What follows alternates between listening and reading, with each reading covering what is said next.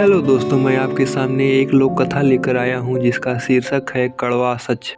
एक राजा था, उसका इकलौता बेटा 5 वर्ष का हो चुका था। उसकी इच्छा थी कि उसका बेटा बड़ा होकर राजपाट कुशलतापूर्वक संभाले। बेटा भी शादी के कई सालों बाद हुआ था। वह उसके भविष्य के बारे में भी जानना चाहता था कि बेटा उसकी तरह पराक्रमी और शक्तिशाली सम्राट बनेगा या नहीं। उसने अपने राज्य के विद्वान ज्योतिषी को बुला लिया। भविष्यवक्ता राज दरबार में आ पहुंचा। राजा ने बेटे की जन्मपत्री दिखाते हुए राजकुमार का भविष्य बताने की प्रार्थना की। विद्वान ज्योतिषी रामानंद ने जन्मपत्री को गौर से 3-4 बार देखा, ग्रहों नक्षत्रों की गणना की तो चेहरे का रंग बदल गया। दिलो दिमाग उदासी विषाद से भर गया।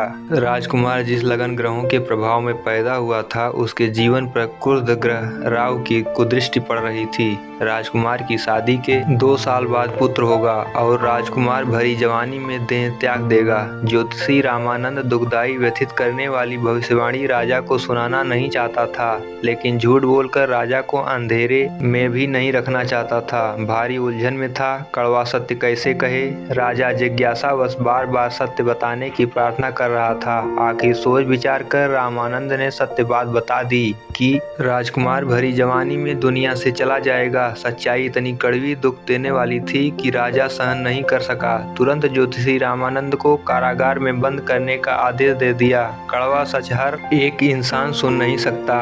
उस राजा में भी सच सुनने की हिम्मत नहीं थी। राजा परेशान व दुखी हुआ।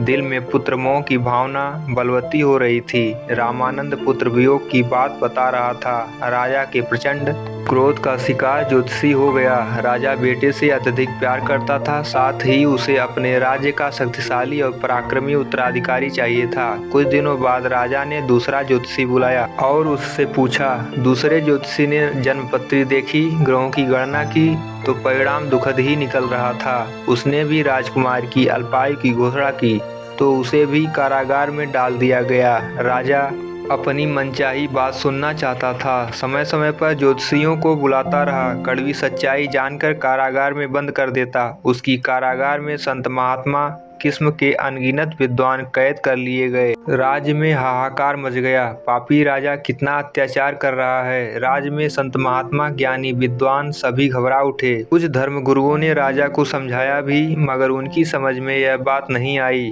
बहुत पुराना समय था, राजतंत्र का युग था। उस समय राजा का निर्णय गलत हो या सही, अंतिम माना जाता था। कोई भी चुनौती देने का साहस नहीं कर पाता था। ऐसे ही दिन बीतते चले गए। एक दिन हरिद्वार से आचार्य मुनिराज आए। बड़े पहुंचे हुए संत और ज्योतिषी थे। राज्य में प्रवचन कर रहे थे। एक दिन राजा का संदेश मिला कि राज दरबार में हाजिर हुआ जाए। आचार्य मुनिराज ने सम्मान पूर्वक जवाब दिया कि राज दरबार में उपस्थित नहीं हो सकते, क्योंकि उनके गुरु का आदेश है केवल साधारण पुरुष के सामने ही ज्ञान चर्चा करूं। यदि आप पूछना चाहें तो सत्संग में आए। राजा उसे मालूम था उसका एक ही सवाल था। उसका जवाब अगर पहले वाले ज्योतिषियों जैसे दिया गया तो मुनिराज को कारागार में नहीं, सरेआम फांसी लगवाएगा। ऐसा सोचकर अपने मंत्री दरबारियों के साथ मुनिराज से मिलने सत्संग में आ पहुंचा। आचार्य मुनिराज ने सम्मान पूर्वक राजा और उसके सहयोगियों को साधारण जनता के साथ बैठने को कहा और आने का कारण पूछा। राजा ने बेटे की जन्मपत्री दिखाकर भविष्य जानना चाहा।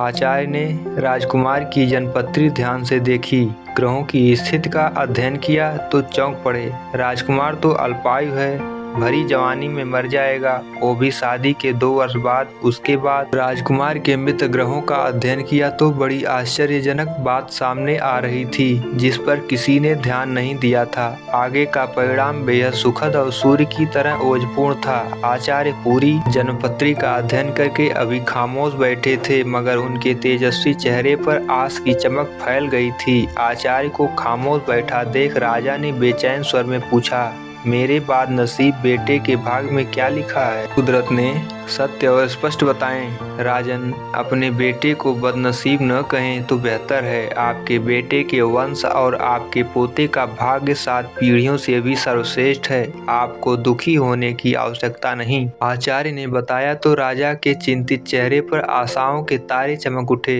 महाराज, आप तो कुछ बताना चाहते हैं, जल्दी बताएं। अपने बेटे के खुशहाल भविष्य और समृद्धशाली वंश के बारे में सुनने को व्याकुल हूँ। केवल आप ही मेरी जिज्ञासाओं की प्यास बुझा सकते हैं। राजन, इंसान उम्र तो जितनी लेकर आता है उसे बढ़ाना किसी के वश में नहीं। समूची दुनिया प्रभु की मर्जी से चलती है। आपके बेटे का पुत्र महान योद्धा, पराक्रमी चक्रवर्ती सम्राट बनेगा। उसकी प्रसिद्धि 7 समुद्र पार तक जाएगी। इतनी धन संपदा जोड़ेगा जितनी आपने देखी भी न होगी। शत्रु राजा आपके महानायक पोते से थर-थर कांपेंगे। मुनिराज ने कड़वे सत्य को सलीके से बताया। इतनी बात सुनते ही राजा आचार्य मुनिराज के कदमों में गिर गया। हाथ जोड़कर दक्षिणा मांगने को कहा। आचार्य ने राजा को आशीर्वाद दिया और आदेश दिया कि कारागार में बंद साधु संतों और ज्योतिषियों को मुक्त कर दे। भविष्य का गहरा रहस्य भी आचार्य ने पहले वाले ज्योतिषियों वाला बताया था, मगर अपनी बात कहने का सलीका इतना श्रेष्ठ था कि कड़वे सच का कड़वापन महत्वहीन हो गया। मधुर जुबान से विचार करके कही गई बात युगों युगों तक अपनी महक लुटाती है। तो दोस्तों, ये कहानी आपको कैसी लगी कमेंट करके जरूर बताइएगा और हमारे चैनल को लाइक शेयर सब्सक्राइब करना ना भूलें। धन्यवाद।